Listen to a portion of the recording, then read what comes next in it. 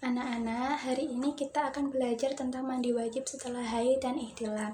Materi ini penting karena berkaitan dengan kebersihan diri dan ketaatan kita kepada Allah Subhanahu wa Ta'ala. Dengan memahami materi ini, kita bisa menjalankan ibadah dengan benar dan hati menjadi tenang. Nah, anak-anak, apa itu haid? Haid adalah darah yang keluar dari rahim perempuan pada waktu tertentu. Haid merupakan tanda bahwa seorang perempuan sudah mulai dewasa atau balik. Hal ini adalah sesuatu yang alami dan sudah Allah tetapkan, jadi tidak perlu merasa malu atau takut karena semua perempuan akan mengalaminya.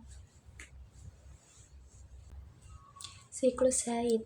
Anak-anak, haid memiliki waktu tertentu. Minimal haid adalah 1 hari 1 malam dan biasanya berlangsung selama 6-7 hari.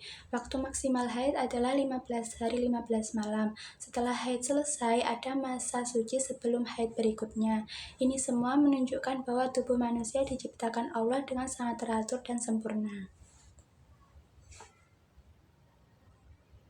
Apa aja sih larangan bagi perempuan haid?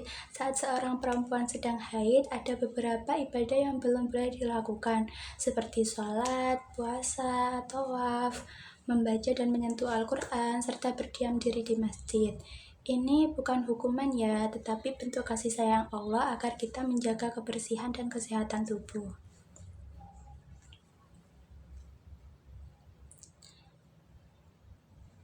Apa itu ihtilam atau mimpi basah? Ihtilam atau mimpi basah biasanya dialami oleh anak laki-laki saat mulai remaja. Ihtilam adalah mimpi yang menyebabkan keluarnya sperma. Jika sudah mengalaminya, berarti anak tersebut mulai memasuki masa balik dan sudah memiliki tanggung jawab ibadah yang lebih besar. Nah, apa itu mandi wajib? Mandi wajib adalah mandi untuk membersihkan diri dari hadas besar. Mandi ini dilakukan dengan menyiramkan air ke seluruh tubuh dari ujung rambut sampai ujung kaki, disertai dengan niat karena Allah. Niat inilah yang membedakan mandi wajib dengan mandi biasa. Apa aja sih hal-hal yang mewajibkan mandi wajib itu? Mandi wajib itu dilakukan setelah haid dan nifas bagi perempuan, setelah ihtilam bagi laki-laki, lalu ketika masuk Islam, dan juga untuk memandikan jenazah. Semua ini itu bertujuan agar kita kembali dalam keadaan suci sebelum beribadah.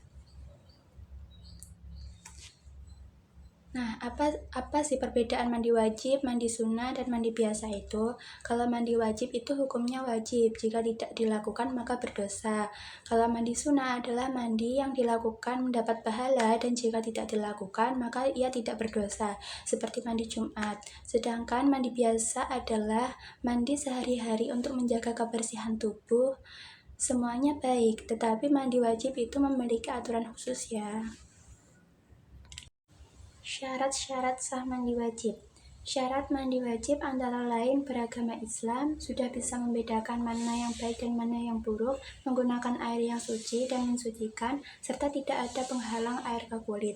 Semua ini itu dilakukan agar mandi kita sah dan diterima oleh Allah. Lalu ada rukun mandi wajib. Rukun mandi wajib ada 2, yaitu niat karena Allah untuk menghilangkan hadas besar dan meratakan air ke seluruh tubuh.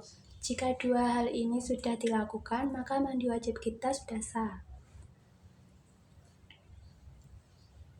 Lalu ada sunnah dan makruh mandi wajib. Ada beberapa hal sunnah saat mandi wajib, seperti membaca basmalah, berwudu sebelum mandi, dan menggosok seluruh tubuh.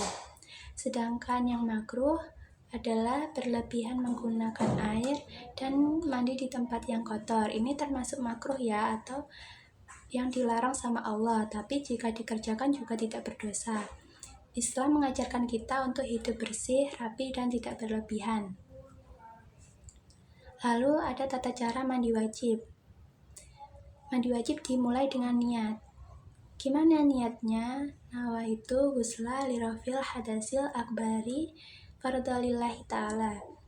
Terus membaca basmalah, membersihkan tangan dan kemaluan, berwudu, lalu menyiramkan air ke seluruh tubuh hingga merata.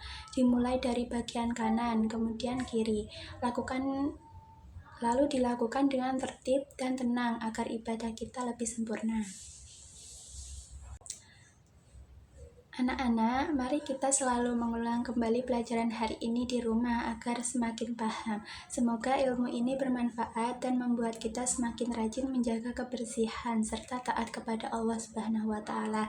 Sampai jumpa pada pertemuan selanjutnya. Terima kasih.